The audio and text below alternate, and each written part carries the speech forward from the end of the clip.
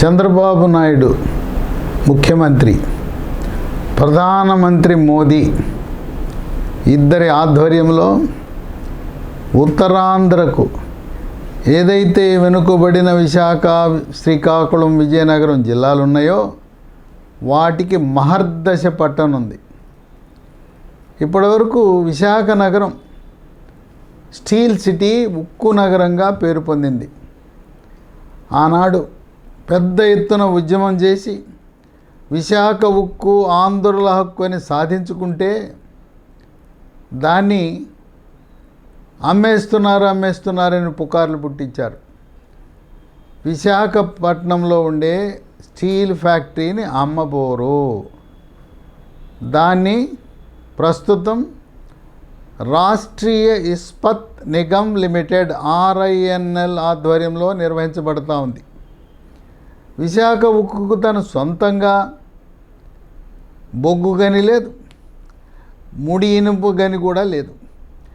ఇనుము కొనాలి బహిరంగ మార్కెట్లో, బొగ్గు కూడా కొనాలి. అందువల్ల నష్టాలు వస్తున్నాయి. దీనికి కేంద్ర ప్రభుత్వం చంద్రబాబు నాయుడు యొక్క ఒత్తిడి మేరకు దీన్ని విశాఖ ఉక్కు RINLని steel authority of India limited సెయిల్లో విలీనము చేయటము ద్వారా మొత్తం 4 బ్లాస్ట్ ఫర్నెస్లు పనిచేసి పూర్తి ఉత్పత్తి సామర్థ్యాన్ని పునరుజ్జీవింపజేసి విశాఖ స్టీల్ ఫ్యాక్టరీని లాభాల బాట పట్టించనున్నారు. Steel authority of India limited SAIL వాళ్ళు ఇప్పటికే వాళ్ళు లాభాల్లో ఉన్నారు. కేంద్ర ప్రభుత్వం కూడా ఉక్కు ఉత్పత్తిని గణనీయంగా పెంచాలనే సంకల్పం ఉన్న దృష్ట్యా ఇప్పుడు అసలు ఎటువంటి ఉద్యమాలు లేకుండా కేవలం చంద్రబాబు నాయుడు కోరిక మేరకు ప్రధానమంత్రి మోదీ ఉత్తరాంధ్ర ప్రాంతానికి మరొక వరాన్ని ఇచ్చారు. ఆ వరము ఉత్తరాంధ్ర 3 జిల్లాల పేదరికాన్ని తుడిచిపెట్టుకుపోతుంది. ఇక పేదరికం అనేదే ఉండే పరిస్థితి ఉండదు.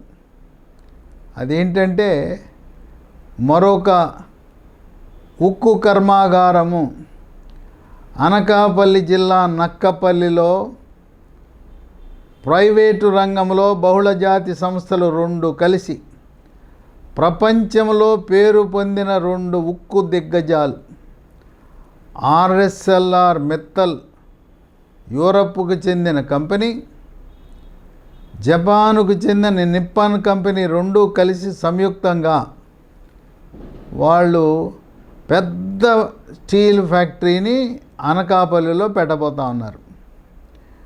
ఇక దాని ఉత్పత్తి భారతదేశంలో అన్ని ఉక్కు ఫ్యాక్టరీలు కలిపి ఉత్పత్తి చేసే దాంట్లో 20% అనకాపల్లిలో ఉత్పత్తి కాబోతూ ఉంది. అంటే ఇది విశాఖపట్నంలో ఉన్న స్టీల్ ఫ్యాక్టరీ కంటే కూడా ఎన్నో రెట్లు సామర్థ్యము కలిగి ఉన్నది ఉత్పత్తిలో. దీంట్లో పెట్టుబడులు చూస్తే ఆశ్చర్యం వేస్తుంది. 2 దశలలో 1,60,000 కోట్ల పెట్టుబడి. దీని ద్వారా 63,000 ఉద్యోగాలు మన యువతకు అందుబాటులోకి రాబోతూ ఉన్నాయి. మొదటి దశ 2029 నాటికి పూర్తయి మొదటి దశ ఉత్పత్తిని ప్రారంభిస్తుంది. రెండవ దశ 2033 నాటికి పూర్తయి పూర్తి సామర్థ్యంతో ఉత్పత్తిని కొనసాగించబోతూ ఉంది. ఇక్కడ అనకాపల్లిని ఎందుకు ఎంపిక చేసుకున్నారు అంటే అనకాపల్లిలో నక్కపల్లి గ్రామంలో ఆంధ్రప్రదేశ్ పారిశ్రామిక మౌలిక వసతుల కల్పన సంస్థకు APIIC సంస్థకు 2,200 ఎకరాలు ఉంది. ఆ 2,200 ఎకరాలు ఈ కంపెనీకి ఇవ్వడం ద్వారా భూసేకరణ సమస్య లేకుండా, ఎటువంటి ఇబ్బందులు లేకుండా కర్మాగార నిర్మాణం ప్రారంభించవచ్చు.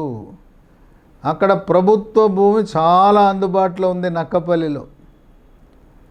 ఇక దీనికి కావలసిన నీరు పోలవరం ఎడమ కాలువ ద్వారా ఈ ఉక్కు కర్మాగారానికి కావలసిన నీరు సరఫరా కాబోతూ ఉంది.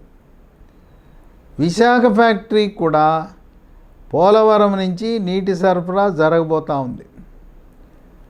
అంది వచ్చిన వనరులు, జాతీయ రహదారి, చెన్నై కలకత్తా రహదారి చాలా సమీపంలో ఉండటం ఒక విశేషం. అంతేకాదు Chennai Calcutta railway track double line, త్వరలో 3వ లైన్ కూడా ఏర్పాటు చేయబోతున్నారు. ఆ విధంగా రోడ్డు మార్గము, రైలు మార్గము రెండు కూడా అందుబాటులో ఉండటం అనేది ఒక విశేషం.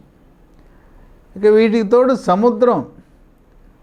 సముద్రము దగ్గరలో ఉండటం వల్ల ఈ నక్కపల్లి ఉక్కు కర్మాగారం కోసం ప్రత్యేకంగా ఒక నౌకాశ్రమాన్ని,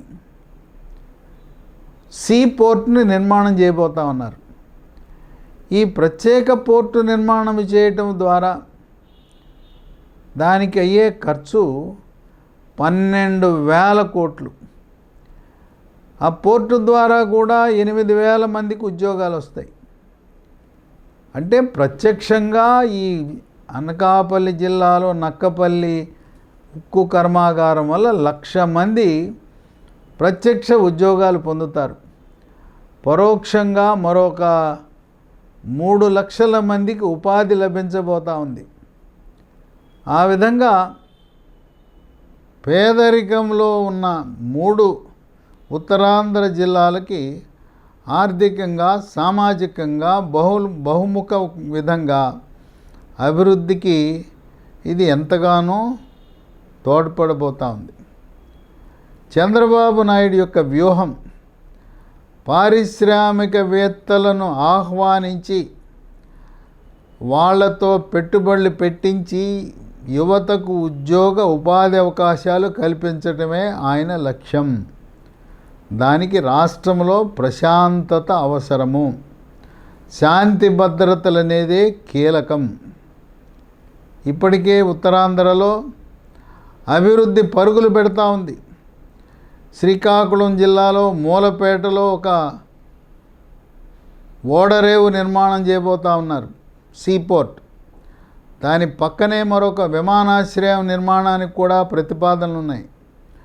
విజయనగరం జిల్లాలో గిరిజన యూనివర్సిటీ ఏర్పాటు ఆ జిల్లాకి ఎంతో ఉపయోగపడుతుంది.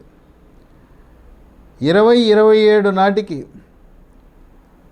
భోగాపురంలో అంతర్జాతీయ విమానాశ్రయం, ఇంటర్నేషనల్ ఎయిర్పోర్ట్, హైదరాబాదులో ఉండే, శంషాబాద్లో ఉండే ఎయిర్పోర్ట్ను తలదన్నే విధంగా ఆంధ్రప్రదేశ్, ఒరిస్సా, ఛత్తీస్గఢ్, మధ్యప్రదేశ్ 4 రాష్ట్రాల వారికి ఉపయోగపడే విధంగా భోగాపురం విమానాశ్రయం రూపుదిద్దుకోబోతూ ఉంది.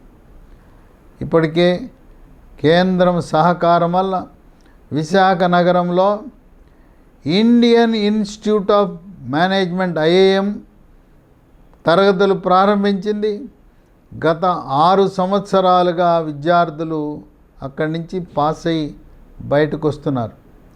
ఇదే కాకుండా చంద్రబాబు నాయుడు యొక్క ఆలోచన విధానం విశాఖని ఏ విధంగా బొంబాయి దేశానికి ఆర్థిక రాజధానిగా ఉన్నదో విశాఖపట్నం ఆంధ్రప్రదేశ్ రాష్ట్రానికి ఆర్థిక రాజధాని, మన భారతదేశానికి పరిపాలనా రాజధాని ఢిల్లీ, అదేవిధంగా ఆంధ్రప్రదేశ్ రాష్ట్రానికి పరిపాలనా రాజధాని అమరావతి.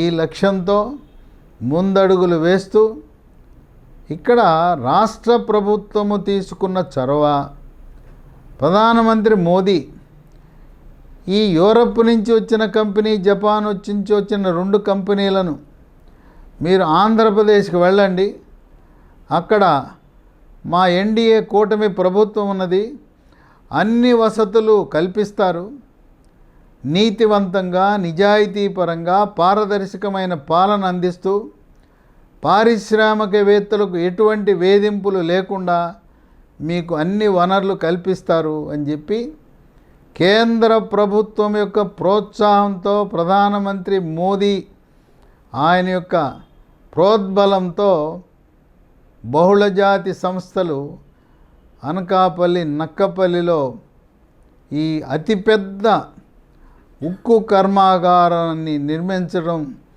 జరగటం అనేది ఒక విశేషము.